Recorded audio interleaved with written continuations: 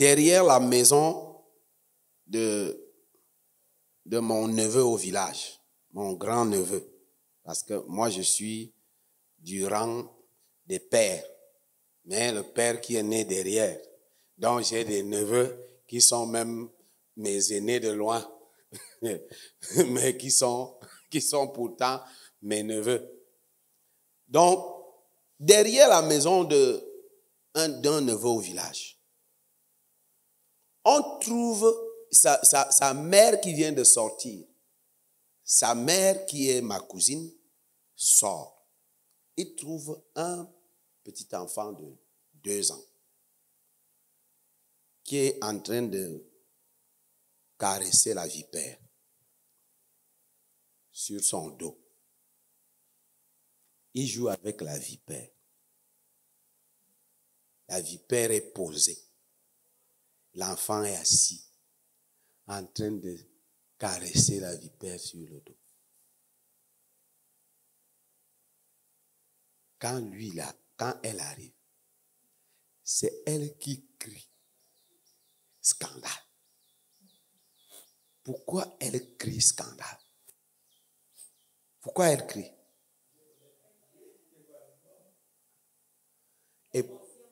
Et pourquoi l'enfant là n'a pas de problème?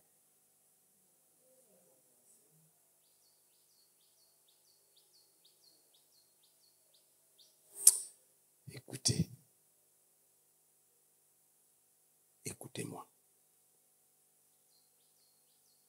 Si l'enfant là connaissait le danger, est-ce que cet enfant allait s'approcher de la vipère?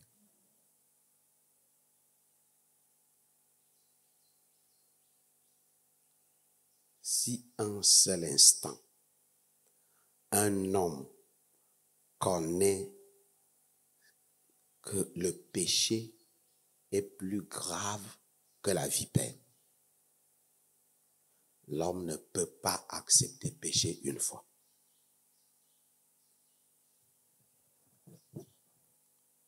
Écoutez, voilà un homme à qui Dieu donne instruction de ne pas toucher à un fruit. Je vous pose la question honnêtement. Est-ce qu'un fruit d'un arbre peut tuer l'humanité, toute l'humanité? Parlons vrai. Un fruit d'un arbre qu'un homme, un individu prend et mange dans sa propre bouche. Est-ce que honnêtement, cela peut tuer des milliards de personnes? Alors il y a quelque chose. Le fruit défendu était le fruit qui représente une chose, c'est-à-dire quand Dieu dit une chose, quand Dieu déclare une chose et qu'il dit ne fais pas, à partir de la seconde où tu fais le mouvement d'aller le faire, à la seconde là, c'est la mort qui doit te frapper.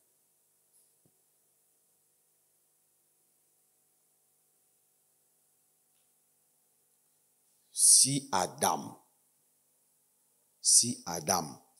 pouvait imaginer, honnêtement parlant, nous allons, parce que moi je disais que quand Adam et moi nous allons nous voir au ciel, je vais l'appeler, je lui dis viens t'asseoir là. Toi là, et explique-moi un peu comment tu as eu le courage. J'ai été en train de le dire plusieurs fois. Mais lorsque aujourd'hui, je vois comment les gens vivent, je laisse Adam tranquille. Tranquille. Parce que le problème d'Adam est le problème de tout être humain. Parce que une parole qui est sortie de la bouche de Dieu, la Bible déclare que Dieu est sa propre parole.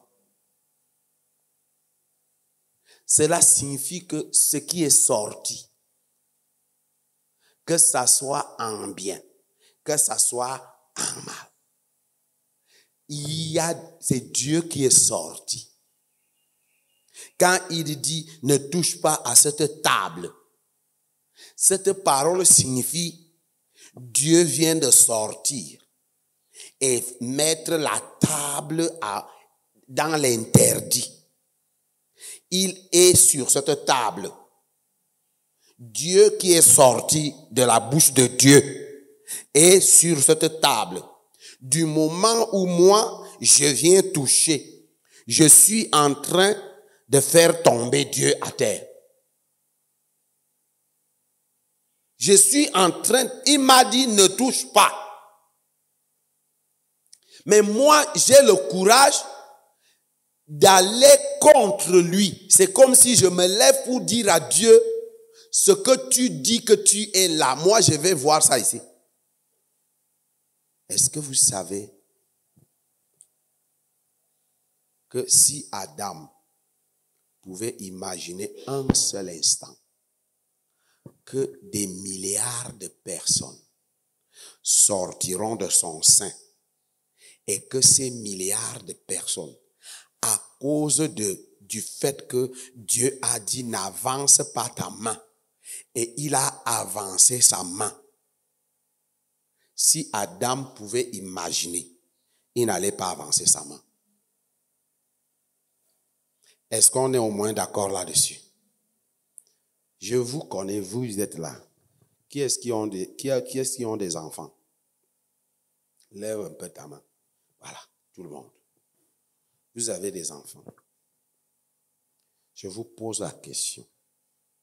Si un seul instant, on vous dit que vos enfants sont en danger dans la maison où vous habitez, si demain matin arrive, ces enfants vont mourir, je vous dis avant 4 heures du matin, sans même savoir où vous devez aller, sans l'argent pour louer une autre maison, sans moyen de les transporter, la maison là sera vide. Parce que vous allez sortir de là pour sauver vos enfants. Comment pouvez-vous vous imaginer un seul instant qu'Adam a décidé de mettre sa progéniture en danger? C'est faux. Adam n'a jamais décidé de mettre l'humanité en danger.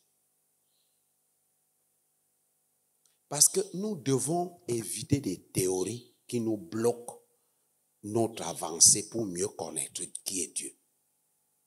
Le vœu de Dieu dans son cœur, c'est que toi et moi, nous puissions le connaître parfaitement et que nous marchions ensemble avec lui. Adam ne pouvait pas imaginer qu'il était en train de mettre l'humanité, que des milliards de personnes sortiront de lui et tous ces milliards de personnes finiront par mourir. Si Adam l'avait su, même si sa femme lui faisait quoi, il n'allait pas manger. Il n'allait pas manger. Mais qu'est-ce qui est arrivé à Adam? Adam a négligé une petite chose. Adam a considéré que sa relation avec Dieu était tout. Et que Dieu ne peut pas agir autrement lorsque il désobéit en allant manger le fruit. Autrement dit, il a cru que le problème était sur le fruit. Il a regardé le fruit et il pouvait se dire, rien que par ce petit fruit, Dieu et moi, nous ne pouvons pas nous séparer. Or, le problème n'était pas sur le fruit. Le problème ne concernait pas. Le fruit n'était qu'une représentation. Le vrai problème résidait dans le fait que Adam a désobéi. La désobéissance. La désobéissance est une chose dangereuse. La désobéissance est une arme du diable. Lorsque tu trouves le courage de désobéir, toutes les fois qu'il arrive que tu es appelé à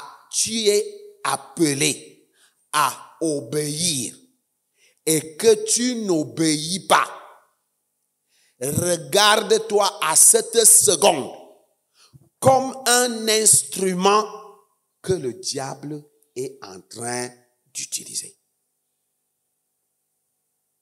Écoute-moi bien, parce que je ne blague pas là-dessus. Parce que Adam a blagué.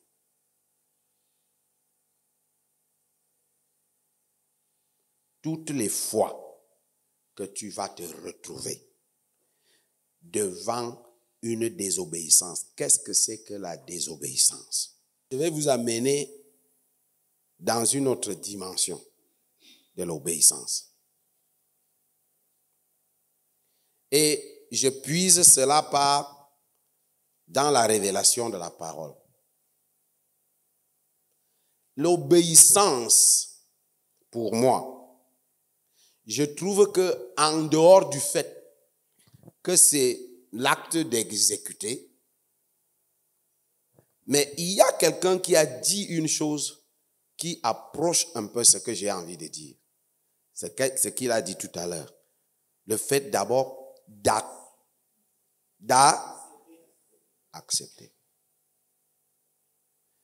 Le fait d'abord d'accepter. L'obéissance commence par là.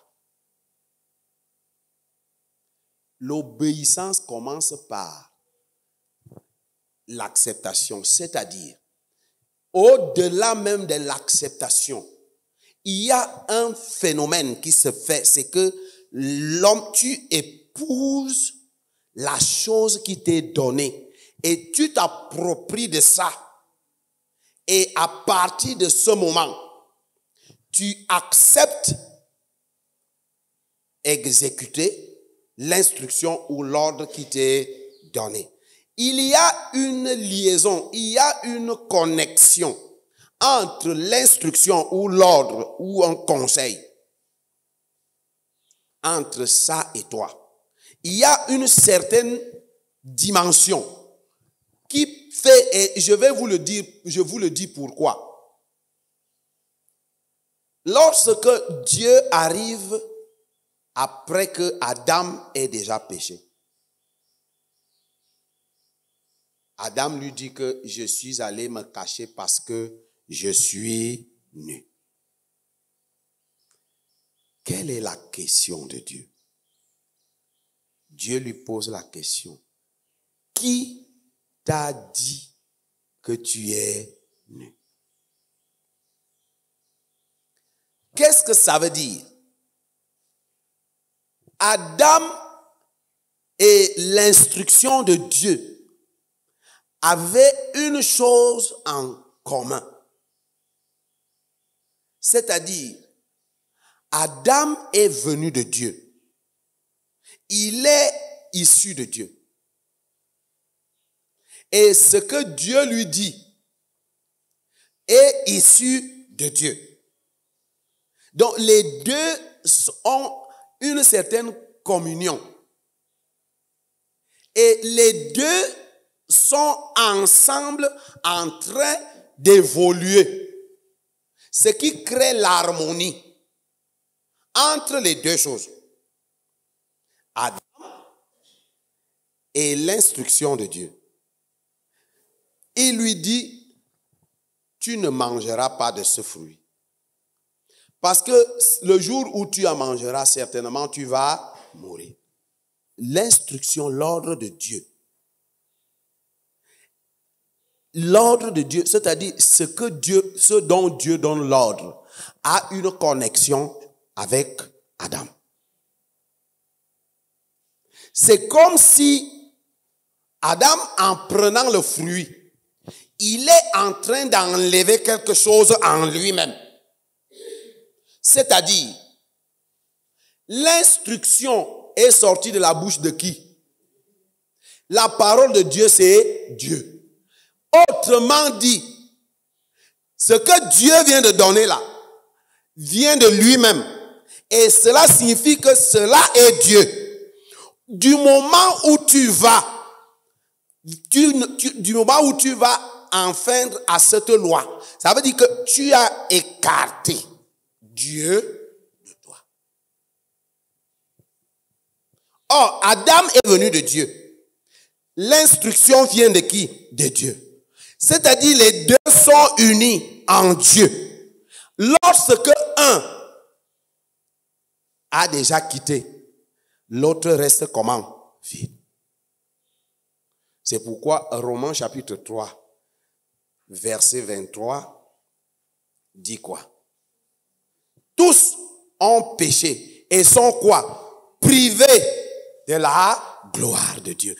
Le mouvement est déjà opéré. C'est-à-dire Adam qui avait Dieu en lui, qui était en Dieu, la gloire de Dieu en lui, du moment où Adam va pécher. Autrement dit, le péché est quoi? Le péché est donc cette machette ou ce couteau qui fait quoi? Qui sépare l'homme de Dieu. Honnêtement, nous sommes en train de vous montrer quoi? Une relation entre ce que Dieu a dit et Dieu lui-même et l'homme que Dieu a créé et le péché. Donc, ce que Dieu a dit, qui est sorti de la bouche de Dieu, cela renferme en lui la vertu de Dieu. Donc, Dieu est dans sa parole. Est-ce que nous comprenons quelque chose là-dessus? Dieu est dans sa parole. C'est-à-dire que tu ne peux pas séparer ce que Dieu a dit et Dieu. Tu ne peux pas les séparer. Pourtant, les hommes veulent séparer. Adam a commis l'erreur de séparer. Dieu a déjà dit. Il est dans ce qu'il a dit. Mais toi, l'homme, tu considères Dieu et tu laisses ce qu'il a dit. Ce n'est pas possible. Tu ne peux pas dire, je considère seulement Dieu. Dieu, je te considère. Mais ce que tu as dit là, tu n'es pas dedans. Et il va te dire, je suis désolé. Parce que moi, je suis Dieu, assis sur le trône. Et ce qui sort de ma bouche, la parole, arrive sur la terre. Moi-même, je suis dans cette parole. Est-ce que tu comprends ce que je suis en train de dire? Tu comprends ce que je dis là? Dieu est dans sa parole. Je suis en train de vous amener à quelque chose de très important. Dieu est dans sa parole. Ce que Dieu dit sur le trône, c'est pourquoi les hommes font des discussions en disant que Jésus n'est pas Dieu. Oui. Ils vous disent que Jésus n'est pas Dieu. Lui-même a dit, il est le Fils de Dieu. C'est vrai. Mais le problème, c'est que la compréhension de l'homme qui a amené l'homme au péché depuis le jardin d'Éden. C'est ça qui pousse l'homme à vouloir dire que Jésus n'est pas Dieu. Parce qu'il est dans la pensée adamique. Il est dans la pensée adamique. Parce que Adam a commencé, dès le commencement de la terre, Adam commence à penser que Dieu peut être sur son trône et ce qu'il a dit n'est qu'une parole, un vent. Est-ce que tu comprends quelque chose? Ce n'est pas un vent. La parole qui sort de la bouche de Dieu n'est pas un vent. C'est Dieu qui sort de sa propre bouche. Il n'y a pas un vent ou un son. Quand je parle là, vous entendez le son, non? Mais vous me voyez, je suis là, je sors les paroles. Il y a un son qui sort. Et ce son-là, ça, vous ne voyez pas. Vous ne voyez pas ce qui sort. Vous entendez seulement. Le fait qu'on entend seulement, on croit que ce que nous entendons là, Dieu lui-même est resté au ciel. Et ce que nous entendons est venu sur la terre. Donc on peut couper. Au moment où tu prends les ciseaux pour couper, tu te rendras compte que les ciseaux là sont en train de tenir Dieu. Et ce qui va t'arriver là, on ne va pas te dire. C'est pourquoi Dieu est clair. Sa propre parole, c'est lui-même. Or, qu'est-ce que Dieu fait? À cause d'Adam, à cause de l'œuvre d'Adam, qui avait la mentalité de séparation, la mentalité de croire que Dieu est au ciel, et ses paroles seulement sont sur la terre. Écoutez, voici la pensée adamique. Et c'est cette pensée qui est dans le cœur, dans la mentalité des chrétiens d'aujourd'hui. Écoute-moi très bien. Cette pensée adamique est dangereuse. Il croyait que Dieu est au ciel. Dieu est assis sur son trône. Et sa parole est ici. Je vous prends un exemple.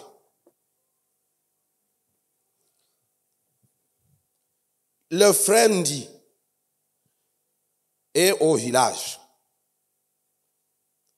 et prend son téléphone. Il appelle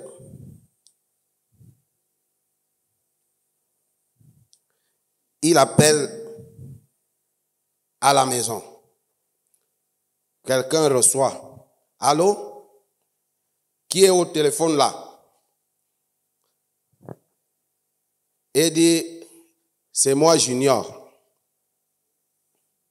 Ou c'est moi Promesse. C'est Promesse. Est-ce que le type du camion est venu verser le sable? Et oui, il a versé à l'entrée. Comment il verse le sable à l'entrée? Je lui ai toujours dit qu'il ne faut pas faire des choses comme ça. Les gens vont passer par où? Appelle Junior, prenez les brouettes. Vous m'enlevez le sable là et vous mettez ça à côté. Le frère dit est où? Au village. Sa parole est déjà où? À Yaoundé. Promesse et Junior ont la liberté de faire de la parole du frère Ndi ce qu'ils veulent. Je ne sais pas si vous comprenez ce que je dis. Promesse et Junior ont la liberté. Pourtant, papa qui parle là au village, la parole est déjà arrivée où? À Yaoundé. C'est papa qui est arrivé à Yaoundé. Parce que un seul instant, il arrive le lendemain, il trouve que le sable a rempli l'entrée. C'est la chicotte. La chicotte là va faire un seul travail. Rappeler à Promesse et à Junior que le papa qui donnait l'instruction au village était le même papa que vous avez maltraité ici à Yaoundé. La chicotte parle uniquement pour rappeler. Et c'est la mentalité adamique qui croit que comme papa est au village, il n'est pas ici. Promesse peut même ne pas avoir eu l'intention de ne pas le faire. Mais il se dit peut-être que, bon, comme il va venir samedi, et nous sommes aujourd'hui mercredi, bon, Junior, papa dit, Junior lui dit non, laisse, on va faire ça vendredi. Dans l'après-midi, malheureusement, jeudi matin, la voiture klaxonne déjà en route. Pip, pip. Avant même d'entrer, il commence. Mais j'ai laissé le sac qui, n'est-ce pas, je vous ai dit, non papa, on n'a pas su qu'on se dit. Ça va être considéré comme quoi? Comme la désobéissance. La désobéissance est donc quoi? C'est le fait que la pensée adamique envahit la mentalité d'un être humain pour ne pas associer, pour ne pas accepter que c'est établi que l'homme qui dit une chose et la chose qu'il a dite, les deux forment un seul. C'est cette pensée qui met les chrétiens dans la plus grande difficulté que nous avons sur la terre.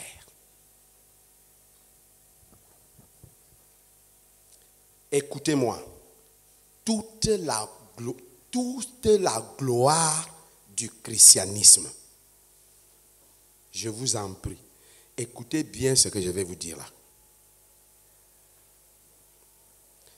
Ce que je suis en train de vous dire là, je suis convaincu qu'il y a très peu de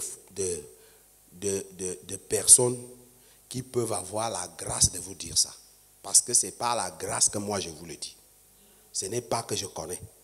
Ce n'est pas la grâce que le Saint-Esprit révèle ça au travers de ma bouche. Toute la gloire du christianisme, toute la gloire du christianisme réside dans ce que je vous dis là.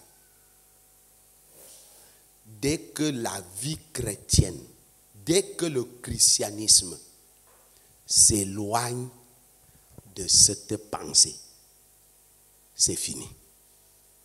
Il n'y a pas de gloire dans le christianisme. Parce que tu ne peux rien réaliser. Tu ne peux rien faire. Tu ne peux rien vaincre. Parce que qui est Jésus? Jésus est qui?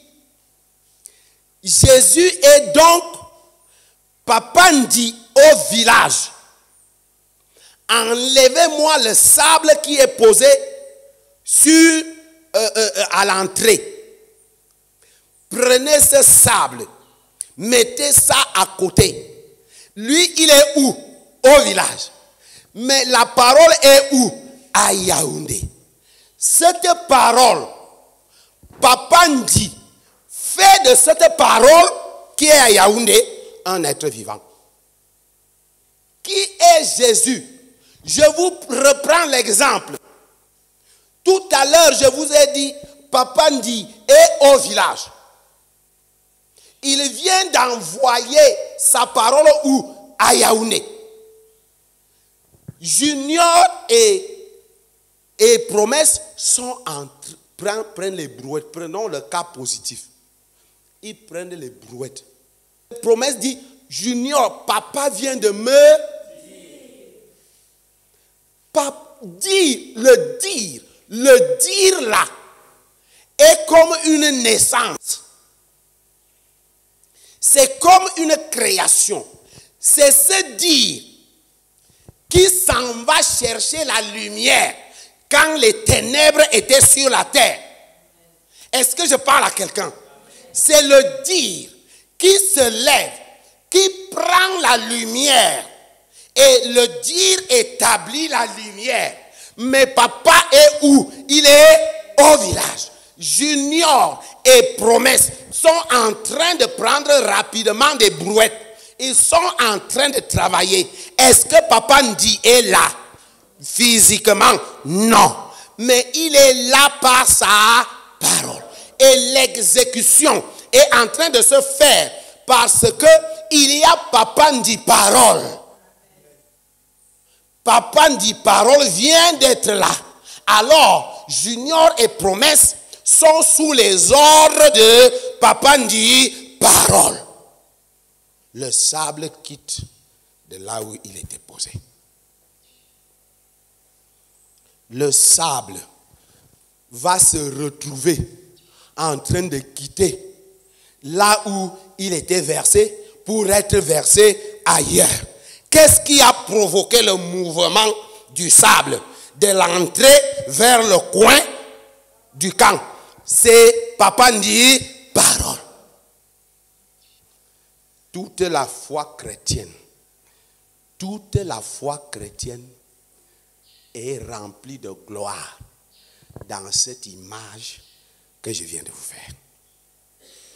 Papa Ndi parole, qui est à Yaoundé, il a la possibilité, si Papa Ndi a la capacité, le pouvoir de faire en sorte que Papa Ndi parole qui est à Yaoundé devienne un être humain.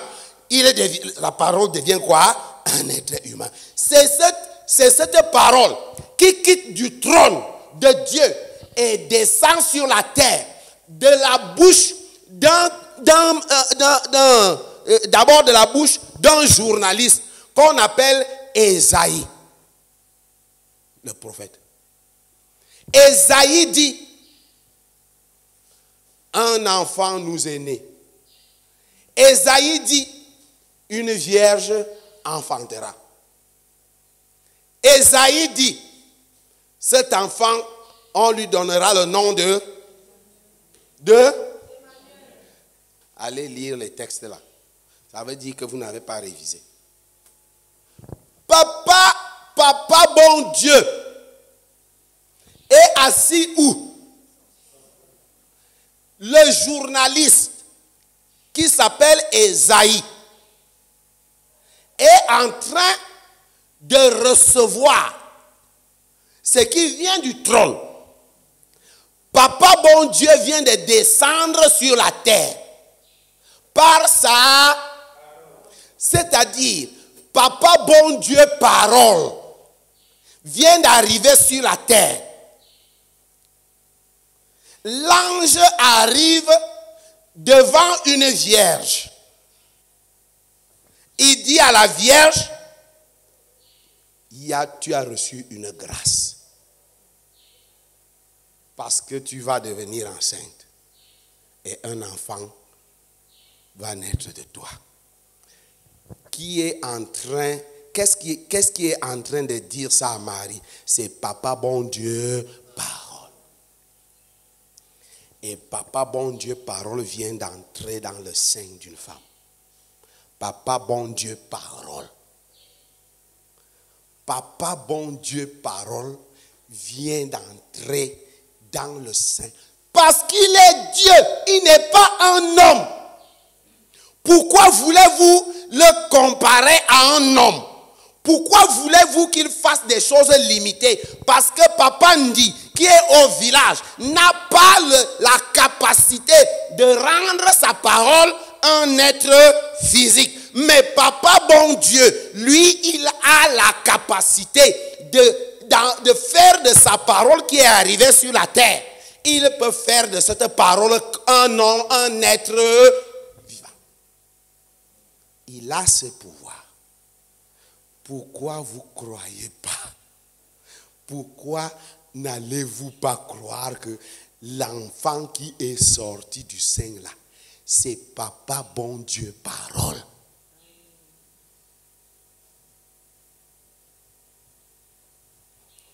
C'est Papa bon Dieu parole. Tout le problème des chrétiens, écoutez-moi, tout le problème des chrétiens réside là. C'est pourquoi, bien-aimés, nous n'arrivons à rien réaliser. Parce que ceux qui ont commencé à comprendre ça dans l'église primitive et même dans nos jours, ceux qui ont compris ce que je suis en train de vous dire, ils ne peuvent qu'être victorieux en toutes circonstances. Parce que ce n'est pas promesse qui fait bouger Junior. Junior est l'aîné de promesse. Donc, promesse ne peut pas donner les ordres à Junior. Donc, si Junior se lève prendre la brouette et la pelle, Junior est sous les ordres de qui? De Papandi. Et quel Papandi? Papandi parole. Donc, Junior va bouger. Parce que Papandi parole, qu'il soit au village, qu'il soit à Yaoundé, sa parole reste lui-même et a le même pouvoir que lui-même. Il n'y a pas de différence entre lui-même et sa propre parole. Autrement dit, ce n'est pas sa parole. Est-ce que vous pouvez commencer à changer un peu de mentalité? Et c'est ça que Satan combat dans vos vies, dans vos mentalités, dans vos cœurs. C'est pourquoi vous croyez que vous êtes faible. Il n'est pas possible. Promesse n'a pas besoin de savoir s'il est fort ou s'il n'est pas fort. Il ne peut pas chercher à être fort devant Junior. C'est son grand frère. Mais promesse, c'est que papa a parlé.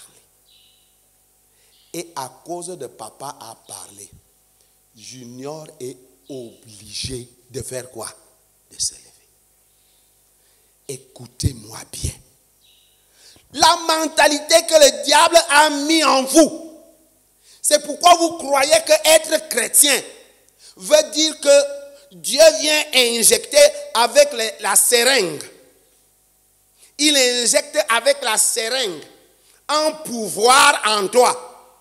Et par ce pouvoir qu'il a injecté avec la seringue, tu vas parler à Satan, tu vas parler aux situations. Et les situations vont t'obéir. Et c'est pourquoi beaucoup de gens pensent que j'ai l'onction. Ils ont cru que l'onction, c'est le pouvoir là qu'ils ont en eux. Non, c'est faux. Ramène quelqu'un dans le contexte. Pourquoi Junior obéit à ce qu'il vient de recevoir par son cadet?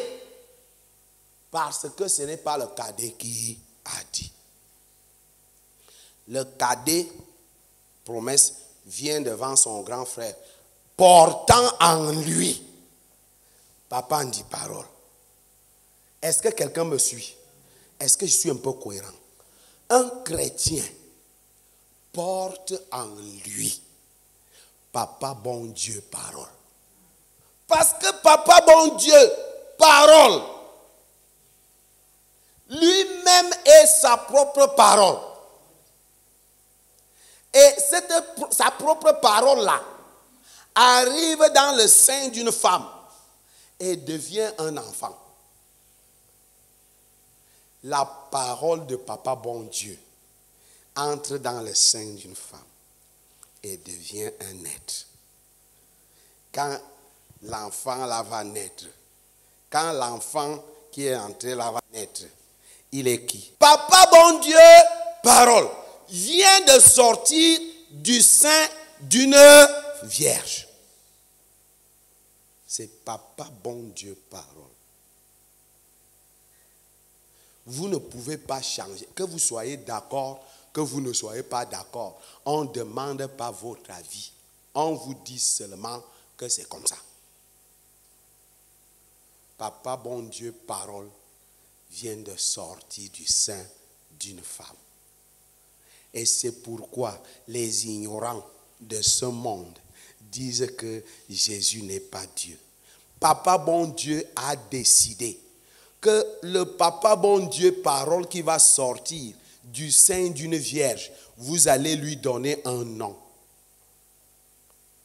Ce nom sera qui? Jésus.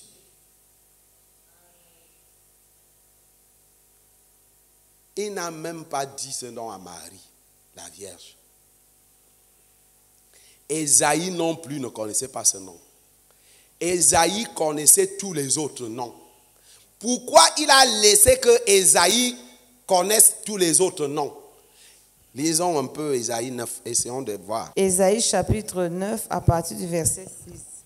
Car un enfant nous est né. Un enfant nous est né. Un fils nous est donné. Un fils nous est donné. Ce fils-là, Et la il va sortir d'où? L'enfant qui nous sera né là, il sort d'où? Il sort de quel ventre? Du ventre d'une vierge. Du ventre d'une vierge. Et la domination reposera sur son épaule. Il y a quelque chose qu'on va commencer par constater en cet enfant. Cet enfant aura sur ses épaules quelque chose. C'est quoi? La domination. Il va dominer. Cet enfant, il y a la domination sur lui. Donc, il va dominer. Qu'est-ce qui va se passer? On l'appellera admirable. Voici les noms que le journaliste Ésaïe va venir nous dire. Il dit, on appellera cet enfant comment? Admirable. Admirable. Conseiller. Qui est admirable? Est-ce qu'il y a plus admirable que Dieu? Non. C'est Dieu lui-même qui est admirable. Il est conseiller. Dieu puissant. Il est Dieu puissant. Père éternel. Est-ce que Dieu puissant n'est pas l'attribut de l'Éternel? C'est ça. Hein? Est-ce que ce n'est pas l'attribut de Papa bon Dieu? C'est ça. On l'appellera Dieu puissant. Dieu puissant, Père éternel. Père éternel. Est-ce que Papa bon Dieu, ce n'est pas lui le Père éternel? C'est lui. C'est lui. On l'appellera encore comment? Prince de la paix. Prince de la paix. Vous savez pourquoi on va appeler cet enfant ces noms-là? Ésaïe va expliquer ces noms parce que Dieu ne lui a pas donné les autres noms. Ésaïe avait pour mission d'établir la relation qu'il y a entre Papa bon Dieu et sa propre parole. Est-ce que quelqu'un m'écoute? Ésaïe fait son job. Il fait son devoir. C'est de présenter aux hommes pour que les hommes qui sont un peu intelligents, les hommes qui ont la grâce de comprendre les choses cachées, que ces gens soient en train de voir une certaine relation. Parce que si pendant que je suis en train de parler, un jeune homme entre ici. Il s'assied. Quelqu'un lui pose la question. Comment tu t'appelles? S'il dit, je m'appelle Nga. Je m'appelle Nga. Et toi, tu sais que ton pasteur s'appelle Nga. Est-ce que quelque chose ne commence pas un peu à tiquer dans ta tête? Hein? Certainement. Tu vas enlever les yeux, tu commences à regarder l'enfant là comme ça pour voir s'il y a quelques ressemblances. C'est naturel. Pourquoi? Parce que tu es en train de chercher quelles sont les relations qui peuvent être les... Donc, autrement dit, lorsque Papa Ésaïe, le prophète journaliste, est en train de nous révéler ces choses, Dieu lui a donné ça pour faire un travail spécifique. Ce travail, c'est quoi? C'est de susciter dans la tête des gens, dans la mentalité des gens, susciter en eux la soif, la question, susciter en eux l'envie de vouloir faire des recherches. Pourquoi un enfant va naître? Et cet enfant, on l'appellera Père éternel, par exemple. Mais est-ce que, honnêtement parlant, pour un croyant juif à cette époque, est-ce qu'il ne va pas se poser des questions? Honnêtement, il se pose des questions. Pourquoi on doit appeler cet enfant Père éternel? Donc, le travail des noms qu'Ésaïe a donné, c'est lui qui a commencé à donner même le nom d'Emmanuel.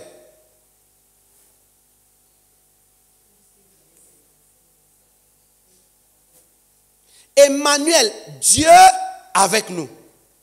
Ça attire l'attention de beaucoup de personnes. Dieu a fait ça exprès, avant que l'enfant ne naisse, pour que les hommes qui sont intelligents, ceux qui sont sages, commencent à chercher, à vouloir comprendre. Pendant qu'ils vont chercher, pendant qu'ils vont examiner, ils finiront par découvrir la relation qu'il y a entre Papa bon Dieu sur le trône et l'enfant qui est né. Et ils finiront par découvrir que c'est Dieu lui-même, mais Dieu parole, qui est venu sur la terre. Ça, c'est réservé à ceux qui ont la grâce de le comprendre. Donc, et vous voyez donc, Ésaïe va le dire. L'ange est même venu. L'ange qui va exécuter l'opération. L'ange qui apporte la parole qui était déjà envoyée. L'ange amène cette parole. Vient vers la femme. L'ange va aussi donner des noms. Verset 27. Auprès d'une vierge fiancée à un homme de la maison de David nommé Joseph. Oui. Le nom de la vierge était Marie. Oui. L'ange entra chez elle et dit, Oui. je te salue, toi à qui une grâce a été faite. Oui. Le Seigneur est avec toi. Le Seigneur est avec toi. Troublée par cette parole, Oui. Marie se demandait de ce que pouvait signifier une telle salutation. Oui. L'ange lui dit, ne crains point, crains Marie, point, Marie, car tu as trouvé grâce devant Dieu. Car tu as trouvé grâce devant Dieu. Et voici, tu deviendras enceinte. Et tu enfanteras un fils. Et tu lui donneras le nom de Jésus. Il sera grand. Et sera appelé fils du Très-Haut. Et le Seigneur, Dieu lui donnera le trône de David. Et le Seigneur lui donnera le trône de David. Je continue. C'est bon. Dieu va donner ce nom à Joseph. Dieu lui-même. Parce que c'est l'ange qui a donné ce nom à Marie. Selon le journaliste Luc. Selon le journaliste Luc. Mais dans le journaliste Matthieu, nous voyons que Dieu viendra quand Joseph a commencé à dire qu'est-ce qui s'est réellement passé. Moi-même, je n'ai pas encore rien. Et qu'est-ce qui a fait comme ça? Dieu va revenir parler à Joseph pour lui dire, l'enfant que tu vois là aura le nom de Jésus.